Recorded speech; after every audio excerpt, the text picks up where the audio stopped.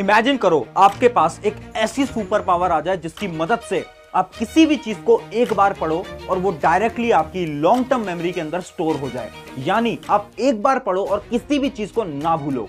सुन के ऐसा लग रहा है ना कि किसी में मूवी की आपको एक स्टोरी सुना रहा हूं, बट क्या ऐसा करना रियली में पॉसिबल है? तो इसका आंसर है यस। साइंटिफिकली कुछ ऐसे स्टेप्स हैं जिनकी मदद से आप किसी भी चीज को एक बार पढ़ोगे और कभी नहीं भूलोगे।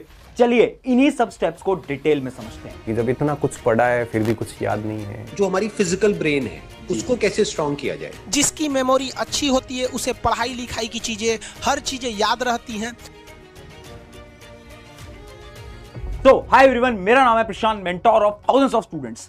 पता है आपको दो प्रकार के स्टूडेंट्स होते हैं। एक वो स्टूडेंट जो कि किसी भी चीज को एक बार पढ़ता है और उसके ब्रेन के अंदर, उसकी मेमोरी के अंदर वो चीज हमेशा के लिए स्टोर हो जाती है। जबकि एक और टाइप के स्टूडेंट होते हैं, ये वो स्टूडेंट होते हैं जो कि चीजों को बार बार पढ़ते हैं, 2-3 बार रिवीजन भी करते हैं, बट उसके बाद भी ये किसी भी चीज को याद नहीं कर पाते। अब इन दोनों स्टूडेंट्स के अंदर फर्क क्या होता है? फर्क है कुछ हैबिट्स का।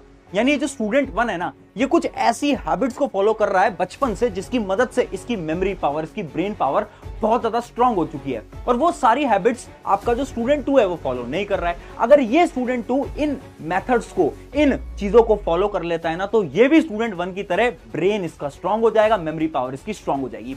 सबसे पहले तो आप मुझे कमेंट करके बताओ, क्या आप स्टूडेंट 1 में से हो या फिर स्टूडेंट 2 में से हो? फटाफट से मुझे कमेंट करके बताओ। अब इस वीडियो को बनाने से पहले मैंने बहुत सारी रिसर्च करी, मैंने बहुत सारी ब्रेन रिलेटेड बुक्स पढ़ी और मैंने ब्रेन की थ्योरी को समझने की कोशिश करी। पर उससे मुझे यह पता चला कि आपका ब्रेन काम कैसे करता है। जब भी आप किसी चीज को पढ़ते हो ना, तो सबसे पहले वो चीज जाती है आपकी शॉर्ट टर्म मेमोरी के अंदर। ये मेमोरी ऐसी होती है जो कि अगले दिन ही खत्म हो जाती है। यानी आप किसी भी चीज को पढ़ोगे ना, तो उसका 80% या 90% आप अगले दिन भूल चुके होगे, सिर्फ 10% बचता है। क्यों? क्योंकि ये सारी इंफॉर्मेशन आपकी शॉर्ट टर्म मेमोरी के अंदर थी।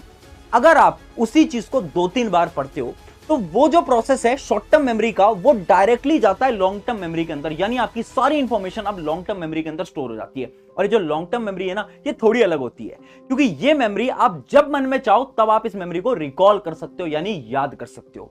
अब ये जो प्रोसेस है ना, शॉर्ट टर्म मेमोरी से लॉन्ग टर्म मेमोरी के अंदर इंफॉर्मेशन को ले जाना, ये प्रोसेस बहुत ज्यादा कॉम्प्लिकेटेड होता है। बट साइंस ऐसे बोलती है कि 5 सिंपल स्टेप्स हैं, 5 सिंपल हैबिट्स हैं। अगर आप इन हैबिट्स को फॉलो करोगे ना, तो आपका जो प्रोसेस है ना, शॉर्ट टर्म मेमोरी से लॉन्ग टर्म मेमोरी के अंदर इंफॉर्मेशन को ले जाने का, वो बहुत सिंपल हो जाएगा। यानी आप कुछ भी पढ़ोगे और आप कभी नहीं भूलोगे।